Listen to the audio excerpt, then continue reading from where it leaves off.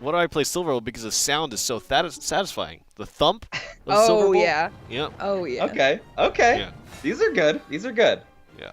I like it. Oh, it's Underwear vs. Fantasy. CPV. Now, CPV is another clan that I would love to see kind of make it into Season 3.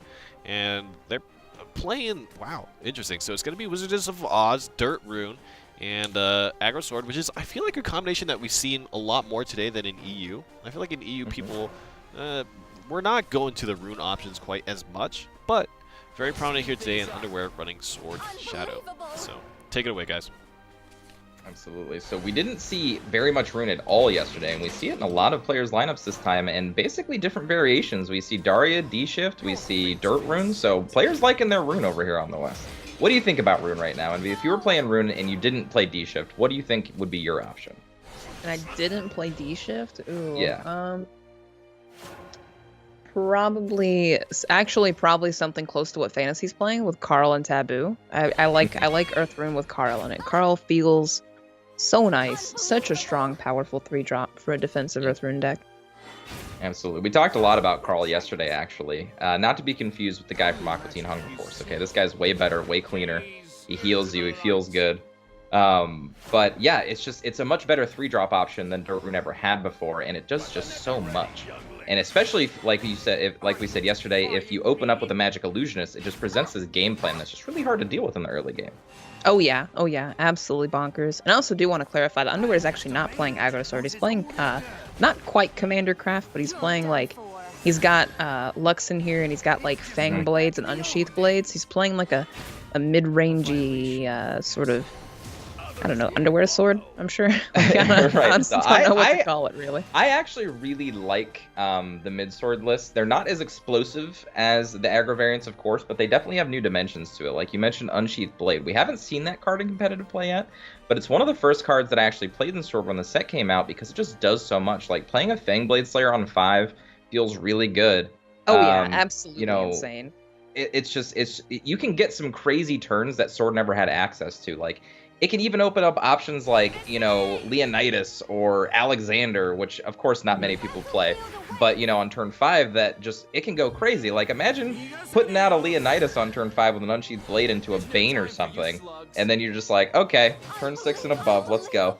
I've got Leonidas Amulet, it's time to rock.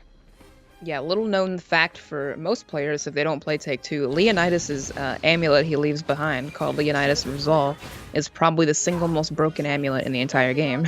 It's extremely powerful. So what it does is it gives any follower you play Rush, pretty good.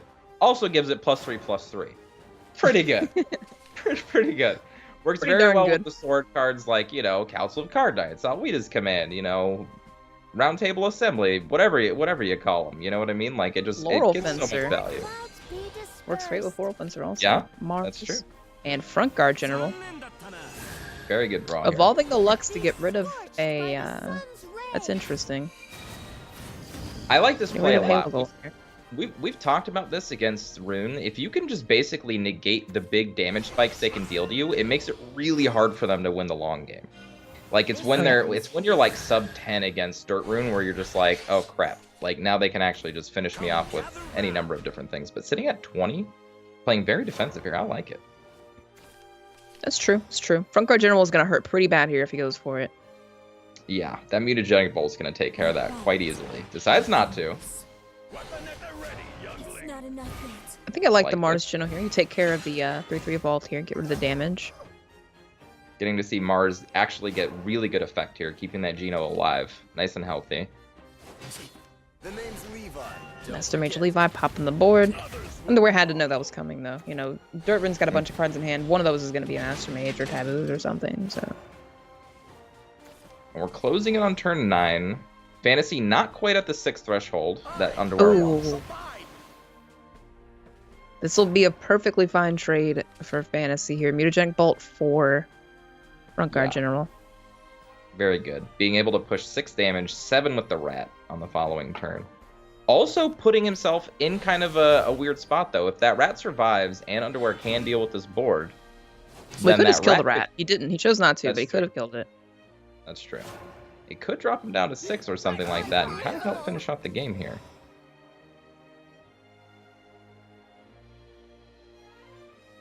It's a very awkward rat because you kind of want to keep it to do that 1 damage, but Right. you definitely can't.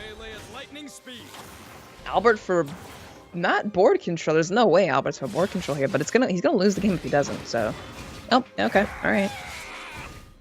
For full board control, and without any evos, it really puts the onus on Fantasy to have a removal spell for this Albert, because that double attack, yeah, Claus He's doesn't totally go fine. Double Master Mage Of Levi, it's completely fine.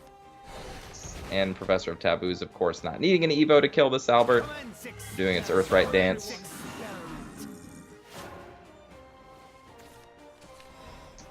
And I think this is the turn. I think Underwear does not have access to exactly what he needs here. He's going to try to for some board clear. But there's just so much value in Fantasy's hand. I don't know if you can get around this much value.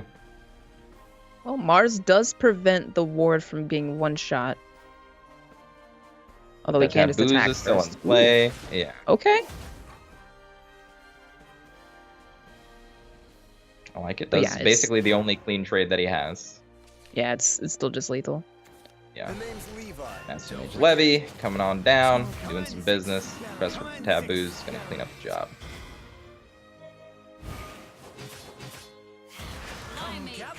Pretty good stuff. Just stall him out. Full board of zombies. That's right. Professor of Taboos, very good. It's always going to be good. I mean, it presents an army. It kills stuff. You don't need Evo points with it. It's got nice stats. He looks cool. You know what I mean? He's got all the right things going for him. So what do you think? Why would you bring a mid-sword list instead of an aggro sword list to this specific tournament, knowing how good aggro sword is? It is definitely interesting when deck lists are open. They're all dumped into, a document, so you can just control F your opponent. You can find out what they're playing before you ban, and it's very interesting. Mid sword, I don't feel like personally should have, that many great matchups. Whereas aggro sword is aggro sword right now. So right.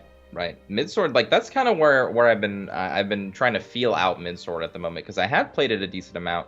And realistically, it's what are those good matchups? Like, why are these players bringing it to the tournament? And I feel like they have to feel it's good against everything that's not PDK. Because what I've noticed, and this is only the second matchup we've really seen it, but I've noticed PDK gets banned out because they feel like it's a really bad matchup for mid-sword.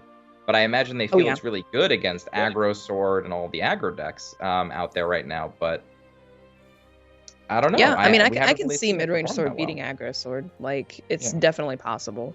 So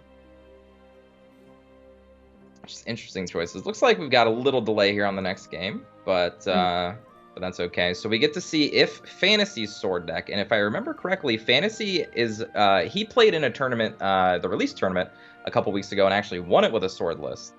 And his sword list was packing kind of like a mid-sword, aggro sword like variation, where he had Roundtable Assembly, but it pulled Mars and Juliet and like different options. You know what I mean? It's a very different mix. I'm kind of interested to see if he brought something new today.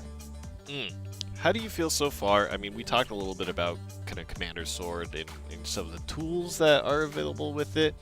How do you think, is there kind of a development that you see happening, kind of moving towards the later stages? I mean, there's possibility that things will be changing at the end of the month.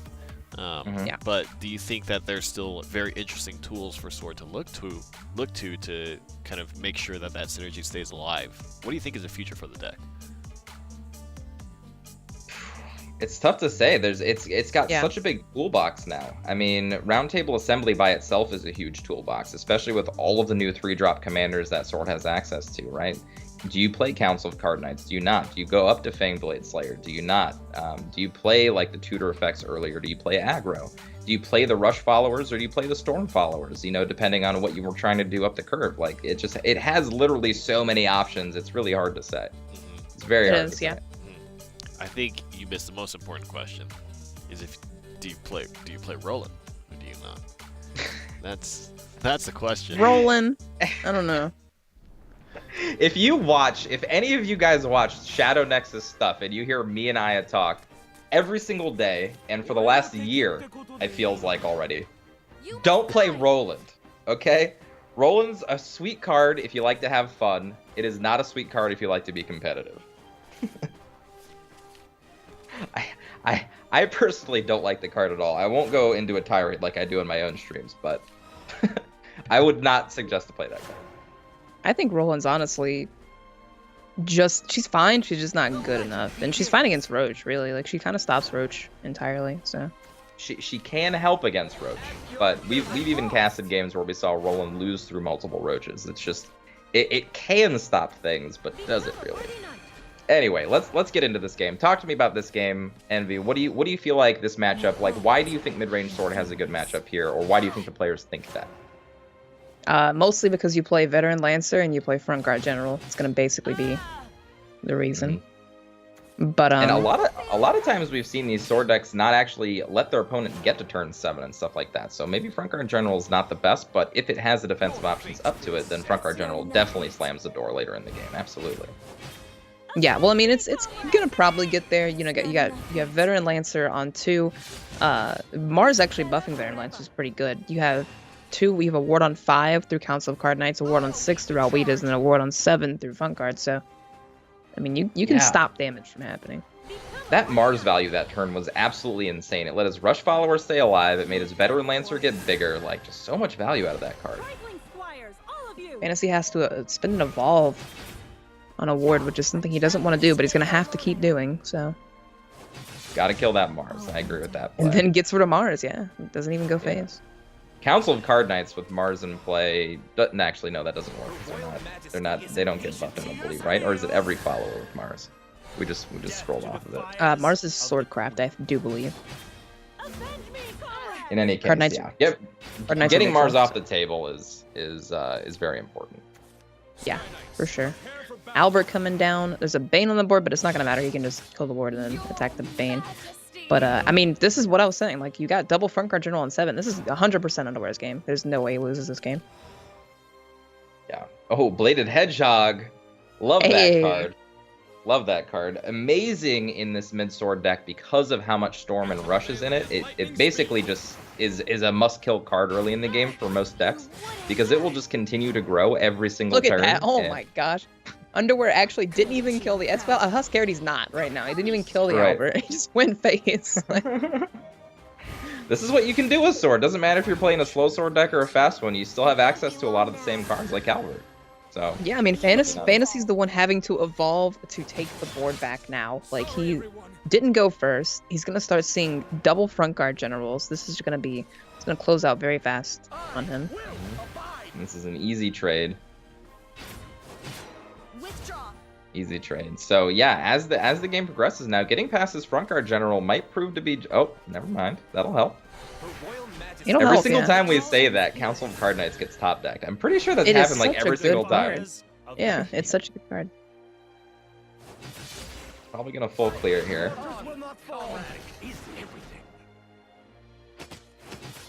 But yeah, when you're in a Sword Mirror... no Storm, so... Yeah, exactly.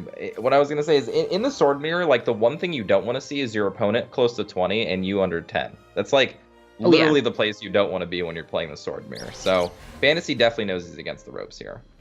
No illusions. You get to see Bladed Hedgehog doing its thing. Getting a little beefier. Uses the Evo point here. Interesting. An evolve on Hedgehog is interesting. I imagined he would save that, but I guess not. Probably setting up lethal next turn. Double Albert.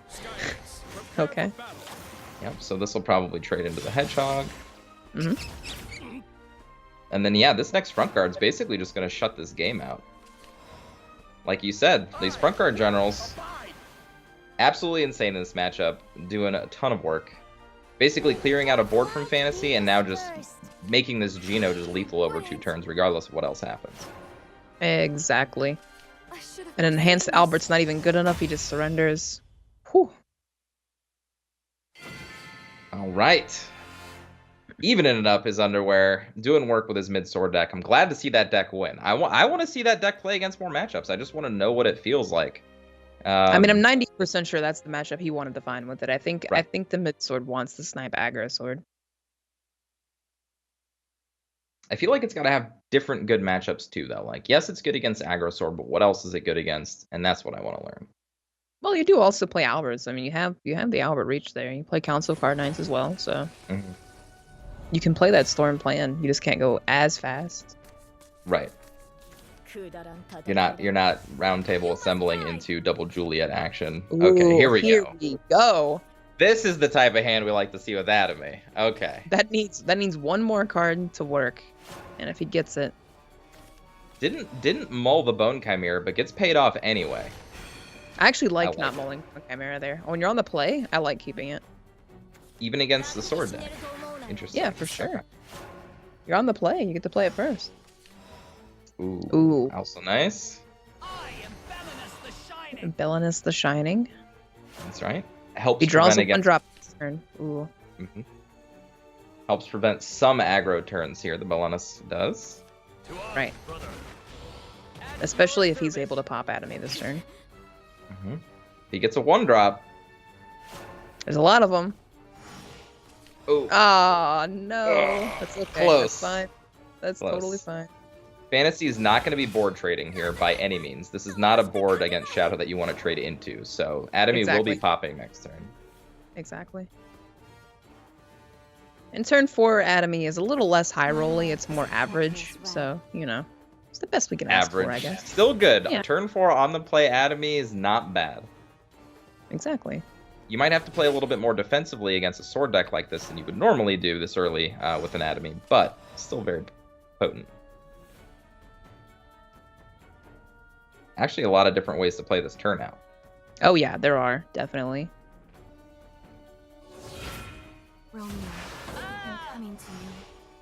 Okay. I like it. And then I like probably this the a other lot. Bone Chimera. Oh yeah. Yep. Oh yeah, here we go. Clears board, presents board, and he's going to basically draw 4 cards next turn. Exactly like we said, the deck should play out. Don't really like sacrificing your own follower there when you're already going to draw a ton of cards at the beginning of your turn, but small issue. I actually think it was fine, I think. 1-1's not going to do anything, really. You can evolve Atomy next turn, so... Right, you're just going face, probably. At this point, you're like, they probably can't kill me over 2 turns. So, I'm just going to go crazy. The extra 1/1 could have prevented the extra 1 damage from the Vanguard, though. So, interesting to note. But that was a great draw. And that pretty much just solidifies it. Being able to deal with that very easily, and then being able to evolve Atomy, absolutely insane.